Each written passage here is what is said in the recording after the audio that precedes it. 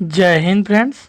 इस क्लास में हम एनसीईआरटी सार संग्रह के बायोलॉजी विषय का उत्सर्जन तंत्र चैप्टर पढ़ेंगे।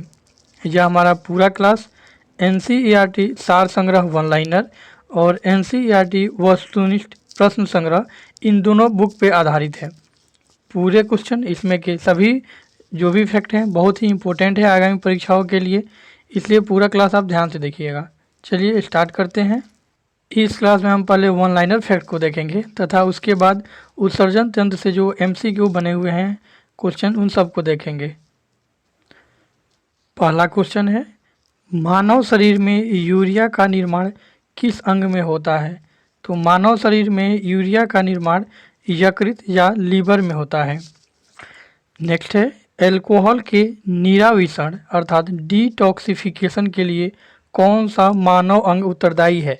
अर्थात जब कोई भी व्यक्ति एल्कोहल को ड्रिंक करता है अर्थात ड्रिंकिंग करता है तो उसके जहर या अर्थात उनके जो जहरीपन होता है उसको ख़त्म कौन करता है? तो उसको वो यकृत या लीवर करता है। जब भी हमारे शरीर में कोई भी जहरीला पदार्थ एक्सेप्ट किया जाता है या निगल लिया जाता है तो उसको डिटॉक्सिफाई करने के लिए अर्थात जहर को ख़त्म करने के लिए यकृत ही आगे आता है और वहीं जहर को क्या करता है? डिटॉक्सिफाई कर देता है। तो आपको ध्यान रखना है कि चाहे वो एल्कोहल पूछे या कोई भी अन्य पदार्थ जो कि जहरीला हमारे शरीर में जाता है तो उसको डिटॉक्सिफिकेशन या निराविषण कौन करता है? तो यकृत करता है। अगला क्वेश्चन है, मनुष्य के शरीर में खून के शुद्धिकरण की प्रक्रिया को क्या कहा जाता है? तो ध्यान रखिएगा, रक्त शुद्धिकरण की प्रक्रिया रक्त अपवहन या डायलिसिस कहलाती है। कौन सी? डायलिसिस कहलाती है। नेक्स्ट है, सर्वाधिक विषाक्त उत्सर्जी पदार्थ कौन सा है?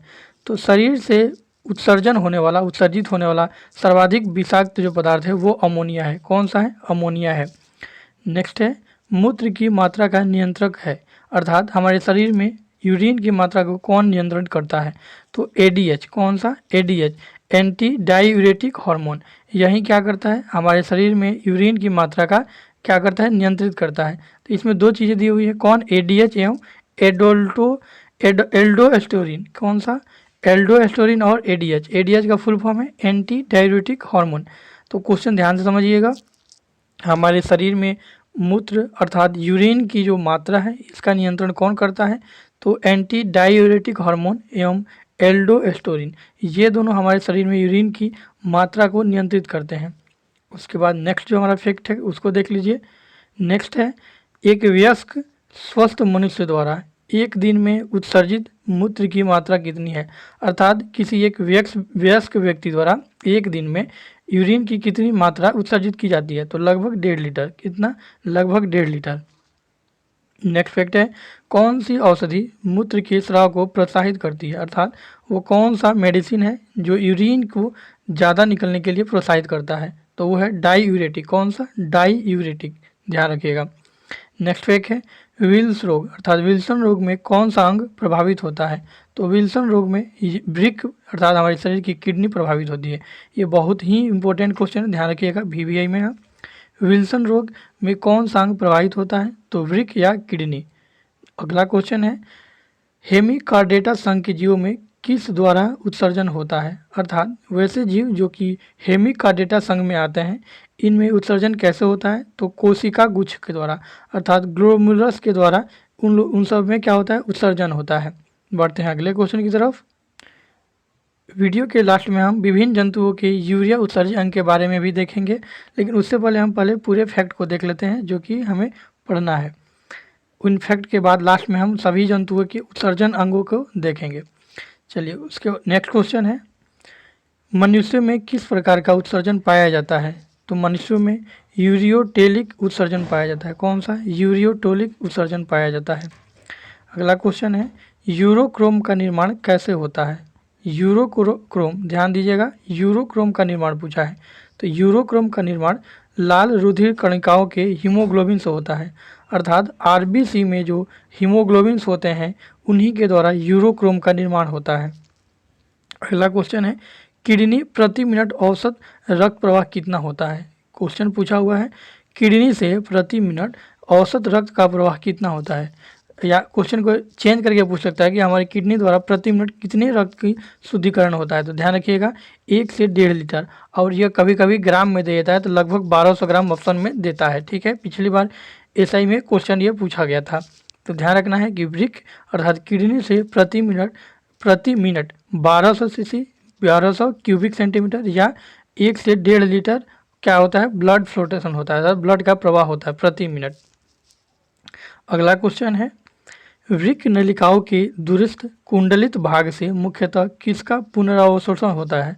अर्थात वृक्क नलिकाओं के दूरस्थ कुंडलित भाग अर्थात जो वृक्क के द्वारा सारी चीज़ों को शरीर से अलग कर दिया जाता है, लेकिन इनमें जो इम्पोर्टेंट पार्ट बढ़ जाता है उनमें उनको अवशोषण करने का काम कौन करता है, तो वृक्क नलिका है। और इनमें मुख्य अवशोषण किसका होता है, तो सोडियम क्लोराइड का। चलिए अगला क्वेश्चन है, वृक्क के चारों ओर पाए जाने वाले झिल्ली नुमा आवरण को क्या कहा जाता है। ये बहुत ही वीवीआई क्वेश्चन है, ध्यान रखिएगा, इसका और हार्ट का भी पूछता है।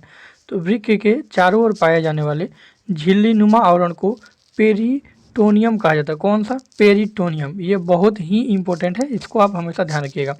जो हमारी किडनी होती है कुछ इस तरह की, इसमें जो है ऊपर से एक झिल्ली होता है, इस झिल्ली को पेरिटोनियम कहा जाता है। अगला है, वह बीमारी जिसमें मूत्र के साथ रक्त आता है। तो वो कौन सी बीमारी है, जिसमें ब्लड के साथ यूरिन भी आता है, तो वो हीमोटोरिया है। कौन सा, हीमोटूरिया। हीमोटूरिया ऐसी बीमारी है जिसमें रक्त के साथ यूरिन के साथ रक्त भी आता है। अगला क्वेश्चन है, शरीर में संपूर्ण रक्त किसके माध्यम से शुद्ध होता है। तो शरीर का संपूर्ण रक्त वृक्क या किडनी के माध्यम से क्या होता है, शुद्ध होता है। शरीर में हमारे या मानव शरीर में जो भी रक्त शुद्धिकरण का काम होता है वो किडनी द्वारा ही किया जाता है। ठीक है, ये आपको ध्यान रखना है। अगला क्वेश्चन है, गुर्दे। ध्यान रखिएगा, किडनी की कार्यात्मक इकाई क्या है, अर्थात सबसे छोटी इकाई क्या है, तो नेफ्रॉन है। क्वेश्चन ये बहुत तरह से चेंज कर करके पूछता है, जैसे गुर्दे की कार्यात्मक इकाई, तो किडनी की भी कार्यात्मक इकाई पूछ सकता है, दोनों सेम ही है। गुर्दा को ही किडनी कहा जाता है, ध्यान रखिएगा। तो यहाँ पूछा है गुर्दे की कार्यात्मक इकाई क्या है, तो वो नेफ्रॉन है। और ये ऐसे भी क्वेश्चन पूछ सकता है कि जो किडनी है वो छोटे छोटे पार्टिकल से बना होता है, जिसे क्या कहा जाता है, तो नेफ्रॉन कहा जाता है। ठीक है, अगला क्वेश्चन है, नाखूनों में कौन सा प्रोटीन पाया जाता है। तो नाखूनों में कीरेटिन प्रोटीन पाया जाता है। कौन सा, कीरेटिन प्रोटीन पाया जाता है। अगला क्वेश्चन है, वृक्कों के काम न करने पर रक्त में यूरिया की मात्रा बढ़ जाती है, इसे क्या कहा जाता है। तो जब किडनी हमारे शरीर में काम नहीं करता है तो हमारे शरीर में रक्त में यूरिया की मात्रा बढ़ जाती है, जिसे यूरीमिया कहा जाता है। कौन सा रोग, यूरीमिया कहा जाता है। बहुत ही इंपॉर्टेंट क्वेश्चन है, ध्यान दीजिएगा कि वृक्कों के काम न करने पर रक्त में यूरिया की मात्रा बढ़ जाती है, जिसे यूरीमिया कहा जाता है। अगले क्वेश्चन की तरफ बढ़ते हैं। अगला क्वेश्चन है, जलीय प्राणियों में नाइट्रोजन विनिमय से उत्पादित होता है। तो ध्यान रखिएगा, जलीय जो प्राणी होता है वो नाइट्रोजन को लेता है और छोड़ता भी है, तो उनसे अमोनिया का रिसाइकलिंग होता है। अर्थात जलीय प्राणियों में नाइट्रोजन विनिमय से जो उत्पादित होता है वो क्या होता है, तो अमोनिया उत्पादन होता है। अगला क्वेश्चन है, गठिया रोग अर्थात अर्थराइटिस का क्या कारण है। तो गठिया रोग या अर्थराइटिस का जो मुख्य कारण है वो रक्त में प्रवाहित क्रिस्टल हो। ध्यान से रखिएगा, ये बहुत ही इंपॉर्टेंट फैक्ट है, इसको मैं शॉर्ट कर दे रहा हूँ, आप इसका स्क्रीनशॉट भी ले लीजिएगा। तो ये जो गठिया रोग है या अर्थराइटिस है, यह रक्त में प्रभावित यूरिक एसिड का सोडियम यूरेट के क्रिस्टलों के रूप में एकत्रित हो जाना। जब शरीर में हमारे प्रभावित होने वाला जो प्रवाहित होता है, अर्थात जो रक्त में जो प्रवाहित होता है यूरिक एसिड, कौन सा, यूरिक एसिड शरीर में जब सोडियम यूरेट के रूप में क्रिस्टल बन जाता है तो हमारे शरीर को क्या बोलता है, जोड़ों में मतलब कि शरीर में या शरीर के जॉइंट जहाँ पे होता है वहाँ पे जब एकत्रित होता है तो इससे ही गठिया रोग हो जाता है, और जो जॉइंट की हड्डियाँ होती है वहाँ से आवाज़ आने लगती है और उठने बैठने में दर्द करता है।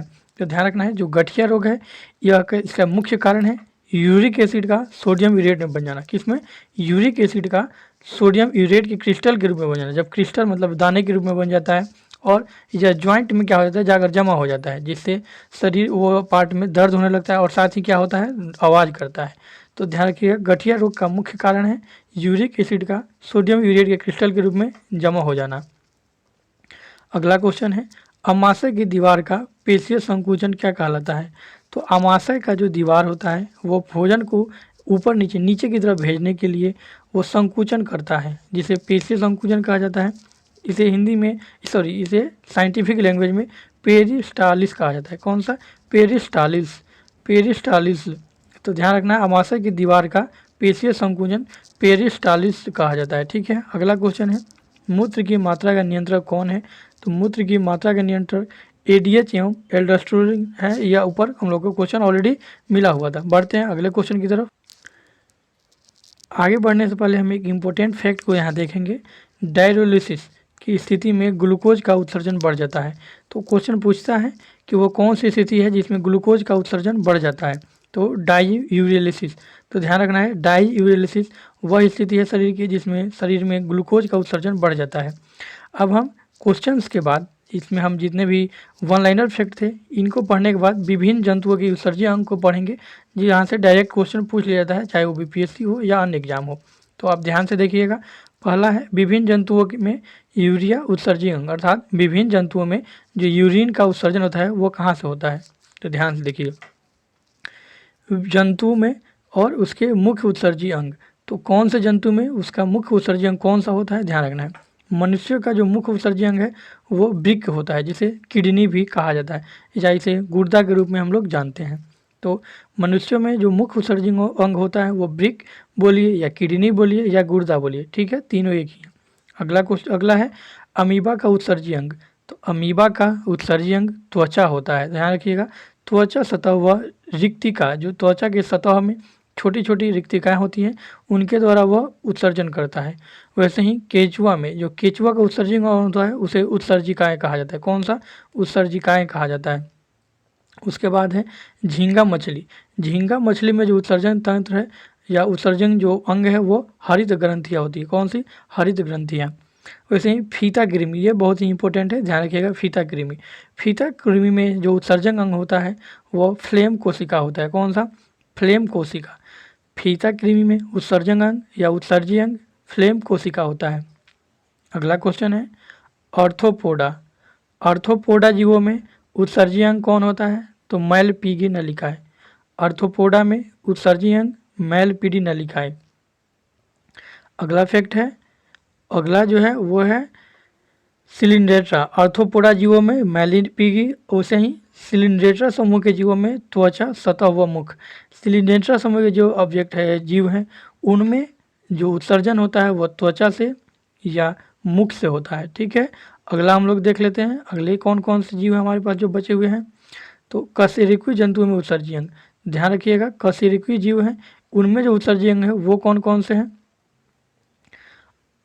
ये देखिए, पहला है वृक्क। वृक्क क्या करता है? तो रुधिर से मूत्र के रूप में अत्यधिक जल व नाइट्रोजन अपशिष्ट पदार्थ जैसे यूरिया आदि का उत्सर्जन करता है। तो उत्सर्जी अंग और उसके कार्य को यहाँ दिया गया है। जो वृक्क है वह क्या करता है? तो यह हमारे शरीर में जो अत्यधिक जल व नाइट्रोजन अपशिष्ट पदार्थ है उनका उत्सर्जन करता है। वैसे ही फेफड़ा, फेफड़ा जो उत्सर्जी अंग है हमारा वो क्या करता है? तो अमोनिया को यूरिया में परिवर्तित करता है। फेफड़ा अमोनिया को यूरिया में परिवर्तित करता है। साथ ही जो हमारे शरीर में एक्स्ट्रा CO2 बनता है उसको बाहर करता है। लीवर, यह नाइट्रोजन पदार्थ का निष्कर्षण करता है। उसके बाद आंत, जिसे इंटेस्टाइन भी कहा जाता है। इंटेस्टाइन जो है कैल्शियम और धातुओं के लवण की आवश्यकता से अधिक मात्रा का उत्सर्जन कर देता है। तो ये हमारे शरीर के उत्सर्जी अंग हैं और उनके द्वारा किए जाने वाले कार्य हैं। इसे भी आप स्क्रीनशॉट ले लीजिए। आई होप आपको ये समझ में आया होगा। चलिए अब हम आगे बढ़ते हैं और ये वन लाइनर फैक्ट खत्म होने के बाद हम NCERT सार संग्रह के जो प्रश्न हैं MCQ टाइप उनको देख लेते हैं। ठीक है, पहला क्वेश्चन है उत्सर्जन से संबंधित असत्य कथन है। तो इन सभी स्टेटमेंट को हमको पढ़ना है और बताना है कि इन सभी में कौन सा असत्य है। पहला है, देखते हैं, यह शरीर में निर्मित हानिकारक एवं विषाक्त अपशिष्ट पदार्थों को शरीर से बाहर निकालने की जैविक क्रिया है। बिल्कुल सही है, उत्सर्जन यही क्रिया है। बी में है कार्बन डाइऑक्साइड, जल, यूरिया, अमोनिया, यूरिक अम्ल उत्सर्जी पदार्थ है। ये भी सही है, सभी उत्सर्जी पदार्थ है। सी में देखते हैं, मनुष्य नाइट्रोजन का उत्सर्जन यूरिक अम्ल के रूप में करते हैं। ध्यान देना है, मनुष्य जो है नाइट्रोजन का उत्सर्जन यूरिक अम्ल के रूप में नहीं करते हैं। ठीक है, अगला देख लेते हैं। उत्सर्जन के आधार पर जंतुओं को अमोनियोटेलिक, यूरियोटेलिक तथा यूरियोकोटेलिक वर्गों में विभाजित किया जाए। ये बिल्कुल सही है। तो इसमें गलत कौन सा था, ध्यान देना है। उत्सर्जन से संबंधित इसमें एक सी ही जो था वो असत्य कथन था। तो आपको ये ध्यान रखना है, इस क्वेश्चन का आपको स्क्रीनशॉट ले लीजिएगा, बहुत ही इंपॉर्टेंट क्वेश्चन है और इसमें अलग अलग फैक्ट भी दिए गए हैं। इसकी व्याख्या हम देख लेते हैं। कथन सी असत्य है जबकि शेष कथन सत्य है। मनुष्य सहित सभी स्तनधारी तथा अधिकांश उभयचर में जैसे कि मेढक व कछुआ में नाइट्रोजन का उत्सर्जन यूरिया के रूप में करते हैं। ध्यान रखिएगा, यहाँ दिया है नाइट्रोजन का उत्सर्जन यूरिया के रूप में, जबकि यहाँ क्या दिया था सी में, नाइट्रोजन का उत्सर्जन यूरिक अम्ल के रूप में। जी नहीं, नाइट्रोजन जो मनुष्य है जो नाइट्रोजन का उत्सर्जन यूरिक अम्ल में ना करके किस रूप में करते हैं, तो यूरिया के रूप में करते हैं। ध्यान रखिएगा, दोनों में अंतर है, वो एसिड है, ये सिर्फ यूरिया है। अमोनिया का उत्सर्जन करने वाले जंतु जैसे मछली, केकड़ा, प्रोटोजोआ को अमोनोटेलिक तथा यूरिक अम्ल का उत्सर्जन करने वाले जंतुओं को जिसमें पक्षी, सरीसृप, कीट आदि आते हैं, यूरियोकोटेलिक कहा जाता है। तो इन सबको दे दिया है कि उत्सर्जन के आधार पर अमोनियोटेलिक जो अमोनिया का उत्पादन करते हैं, यूरियोटेलिक जो यूरिया का करते हैं, तथा यूरियोकोटेलिक जिसमें कि यूरिक अम्ल का क्या होता है, उत्सर्जन होता है। तो इन सबको आपको ध्यान रखना है। इस जो हमारा व्याख्या है इसको भी आप स्क्रीनशॉट ले लीजिए। बढ़ते हैं अगले क्वेश्चन की तरफ। अगला क्वेश्चन है, वृक्क अर्थात असमरी पथरी किस रासायनिक पदार्थ से निर्मित होती है। तो जो किडनी होता है या हमारा वृक्क होता है, इसमें जो स्टोन बन जाता है, ये आप सुने होंगे कि किडनी में स्टोन बन जाता है, यह किसका बना होता है, तो कैल्शियम ऑक्जेलेट का। ध्यान रखिएगा, कैल्शियम ऑक्जेलेट का ही हमारा शरीर में जो होता है वो स्टोन बना होता है। तो हमारे शरीर में जो स्टोन बनता है जैसे कि लीवर में, सॉरी किडनी में, वो किसका होता है, तो कैल्शियम ऑक्जेलेट का होता है। याद रखिएगा, कैल्शियम कार्बोनेट नहीं होगा, सल्फेट नहीं होगा, एसीटेट नहीं होगा, कौन सा, कैल्शियम ऑक्जेलेट। ध्यान रखिएगा, ये बहुत ही इंपॉर्टेंट है। चलिए इसकी व्याख्या देख सकते हैं। मानव वृक्क में बनने वाली पथरी मुख्यतः कैल्शियम ऑक्जेलेट के क्रिस्टलों का एकत्रण है जिससे मूत्र के निष्कासन में रुकावट आती है। तो ध्यान रखना है कि किडनी में कैल्शियम ऑक्जेलेट ही बनता है जिसे किडनी में पत्थर कहा जाता है। चलिए उसके बाद हम अगला क्वेश्चन देख लेते हैं। अगला क्वेश्चन जो क्या है, एक वयस्क मनुष्य द्वारा एक दिन में उत्सर्जित मूत्र की मात्रा कितनी है, तो लगभग 1.5 लीटर। कितनी, 1.5 लीटर। ऊपर हम लोग को मिला भी था ये क्वेश्चन। चलिए व्याख्या देख सकते हैं यहाँ किसका किसका कितना होता है। तो वयस्क मनुष्य द्वारा एक दिन में लगभग 1.5 लीटर मूत्र का उत्सर्जन होता है। मूत्र हल्का पीला, पारदर्शी, गंधयुक्त तथा अम्लीय जलीय द्रव है जिसका pH मान 6 होता है। मूत्र में मुख्यतः जल 95%, यूरिया 2%, प्रोटीन व वसा, शर्करा, क्लोराइड सब मिलकर के 1.3%, यूरिक अम्ल 0.03%, कैल्शियम 0.015% आदि उपस्थित होते हैं। तो आपको सब नहीं याद रखना है, बस आपको यूरिया और जल को और यूरिक एसिड को याद रखना है, बस हो गया। अगला क्वेश्चन है, मानव शरीर में रक्त के शुद्धिकरण की प्रक्रिया क्या कहलाती है। तो कुछ देर पहले ही हम लोग डायलिसिस पढ़े थे। डायलिसिस की प्रक्रिया किसके द्वारा होती है, तो नेफ्रॉन के द्वारा हो सकता है या किडनी। नेफ्रॉन ही छोटे छोटे होते हैं जिससे किडनी बना होता है। चलिए इसकी व्याख्या देख सकते हैं कि मानव शरीर में रक्त का शुद्धिकरण अपोहन या डायलिसिस के द्वारा होता है। मानव शरीर में एक जोड़ी वृक्क पाए जाते हैं जो रक्त का शुद्धिकरण करने का काम करते हैं। यह रक्त में उपस्थित फॉस्फेट व नाइट्रोजन यौगिक यूरिया तथा यूरिक अम्ल को अलग करते हैं। रक्त के परासरणी दाब अर्थात ओस्मोटिक प्रेशर को भी नियमित करते हैं। जब कभी वृक्क रक्त को शुद्ध नहीं कर पाता तो कृत्रिम अपोहन आर्टिफिशियल डायलिसिस का प्रयोग किया जाता है। चलिए बढ़ते हैं अगले क्वेश्चन की तरफ। अगला क्वेश्चन है, एल्कोहल के निराविषण डिटॉक्सिफिकेशन के लिए कौन सा उत्तरदायी अंग है, तो लीवर है। इसे हम लोग स्टार्टिंग में ही पढ़ चुके हैं। लीवर ही शरीर में जो भी जहरीला पदार्थ है उनको डिटॉक्सिफाई करता है, अर्थात जहर को अच्छे पदार्थ में बदलता है। इसका काम कौन सा है, लीवर का। इसलिए क्वेश्चन एक और भी पूछ लिया जाता है कि अगर कोई व्यक्ति जो कि पॉइजनस डेड हुआ है, मतलब जहर खाने से अगर किसी व्यक्ति का मृत्यु हुआ है तो उसके शरीर के किस भाग की या किस अंग का जाँच किया जाता है, तो लीवर का। अगर कोई व्यक्ति को जांचना है कि वह उसकी मृत्यु जो है वो जहर खाने से हुई या नहीं, तो वह यकृत की जांच की जाएगी। ठीक है, ये क्वेश्चन बीपीएससी में पूछा हुआ है। अगला है, यकृत का एक महत्वपूर्ण कार्य निराविषण अर्थात डिटॉक्सिफिकेशन है। यह रक्त में उपस्थित निमोनिया, अमोनिया, उपापचयी अपशिष्टों, औषधियों, अल्कोहल तथा रसायनों को अलग कर देता है ताकि वो शरीर से बाहर उत्सर्जित किए जा सके। और यह काम कौन करता है, तो ध्यान रखना है, लीवर करता है। अगला क्वेश्चन है, अंग तथा उनसे उत्सर्जित अपशिष्ट पदार्थों का गलत समूह है। तो इसमें कौन अंग है और उससे क्या क्या उत्सर्जन होता है ये आपको बताना है। तो वृक्क से यूरिया या जल का उत्सर्जन बिल्कुल सही है। फेफड़ा से कार्बन डाइऑक्साइड और जल का उत्सर्जन ये भी सही है। यकृत से सीबम और अमीनो अम्ल का उत्सर्जन ये बिल्कुल गलत है। सीबम जिसे हम लोग पसीना कहते हैं इसका उत्सर्जन स्किन द्वारा होता है। श्वेत ग्रंथि है इसके द्वारा लवण या लैक्टिक अम्ल का उत्सर्जन होता है, ये सही है। इसकी व्याख्या देख सकते हैं। शरीर के उत्सर्जन तंत्र में यकृत की महत्वपूर्ण भूमिका होती है। यकृत कोलेस्ट्रॉल, बिलिरुबिन व बिलिडर्बिन नामक पित्त वर्णों का उत्सर्जन भी करता है। यह पदार्थ पित्त या आंतों से होते हुए मल के बाहर उत्सर्जित हो जाते हैं। तो इन पदार्थों के द्वारा ही भोजन पचाने में हमें मदद भी मिलता है। तो ये हमारा क्लास था उत्सर्जन तंत्र का, मानव उत्सर्जन तंत्र। और यह जो पूरा क्लास था हमने किसके बेसिस पे लिया, तो आपको ध्यान रखना है उत्सर्जन क्लास जो हमारा एनसीईआरटी सार संग्रह वन लाइनर फैक्ट तथा एनसीईआरटी सार संग्रह एमसीक्यू इन दोनों बुक से लिया गया। ये दोनों बहुत ही इंपॉर्टेंट है, इसलिए आप एक एक करके इसको 2-3 बार देख करके याद कर लीजिएगा। यहाँ से मैक्सिमम क्वेश्चन आपको डायरेक्ट एग्जाम में लड़ जाते हैं, क्योंकि एनसीईआरटी हमेशा हर एग्जाम के लिए इंपॉर्टेंट होता है। तो इस क्लास में इतना ही। आप हमें कमेंट करके ज़रूर बताइएगा कि आपको ये क्लास कैसा लगा। साथ ही आप हमें अगर कोई अन्य टॉपिक पे क्लास चाहते हैं तो ज़रूर बताइएगा। साथ ही साथ आप हमारे बीपीएससी बिहार स्पेशल बीपीएससी 68, 69 और 70 के लिए जो हमारा हिस्ट्री का क्लास चल रहा है, तो हिस्ट्री क्लास आप ज्वाइन कर सकते हैं। साथ ही और कौन कौन से क्लास, तो हिस्ट्री का, बिहार स्पेशल का, और करेंट तो हम नहीं करवाने वाले हैं, करेंट इस बार नहीं होगा। हमें 3 ही सब्जेक्ट इस बार करवाना है। कौन कौन सा, तो साइंस जो कि अभी हमने करवा रहे हैं, हिस्ट्री, और इसके बाद कौन सा रहता है बिहार स्पेशल। तो बीपीएससी के लिए ये तीनों सब्जेक्ट हम करवाएंगे। आप हमारे चैनल के साथ बने रहिए। Thanks for watching. मिलते हैं नेक्स्ट क्लास में। जय हिंद। अगर कोई अन्य टॉपिक पर अगर आपको क्लास चाहिए तो आप हमें कमेंट करके बता सकते हैं।